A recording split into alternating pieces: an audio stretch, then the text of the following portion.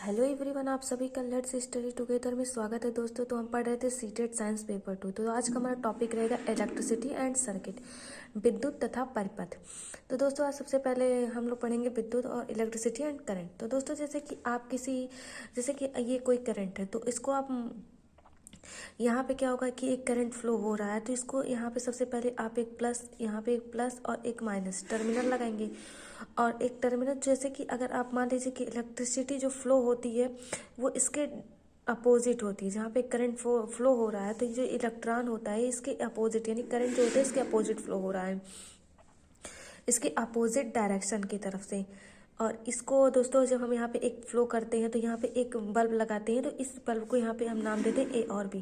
तो यहाँ पे आप क्या मानते हैं, ओपन और क्लोज्ड। अगर आपका सर्किट ओपन है तो ये बल्ब बिल्कुल मतलब ऐसे लाइट नहीं करेगा, और अगर क्लोज्ड है तो ये फिर यहाँ पे लाइट करता है। क्लोज्ड सर्किट, ये हमारा क्या होता है, क्लोज्ड सर्किट होता है। उसके साथ है दोस्तों कि विद्युत क्या होता है, फ्लो ऑफ इलेक्ट्रिसिटी चार्ज, यानी कि जो आपका इलेक्ट्रिसिटी होता है जो उसमें से चार्ज होता है, जो आपका यहाँ पे इलेक्ट्रिसिटी फ्लो हो रहा है उसी को हम क्या कह रहे हैं, इलेक्ट्रिसिटी चार्ज।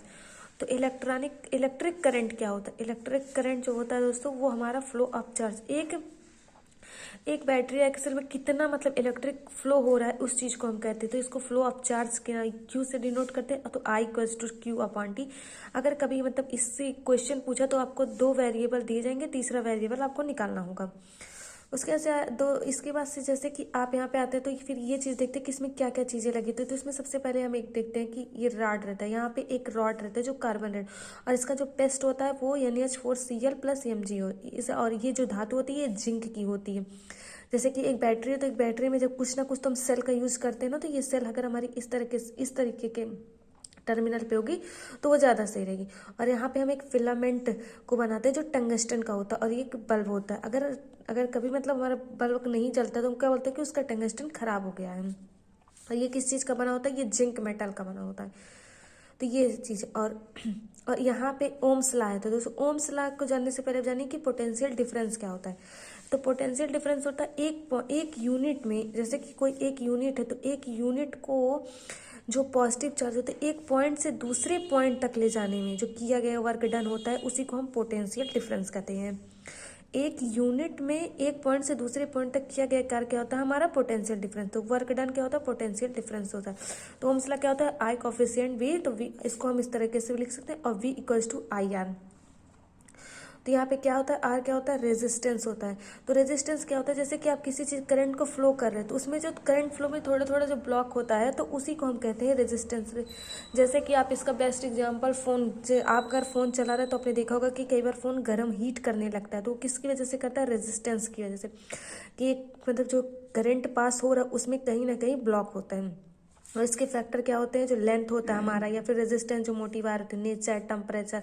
तो हम इन दोनों के डिफरेंसेस पे देखेंगे कि R coefficient l upon A, तो R equal to rho l upon A. उसके बाद आता है हीटिंग इफेक्ट।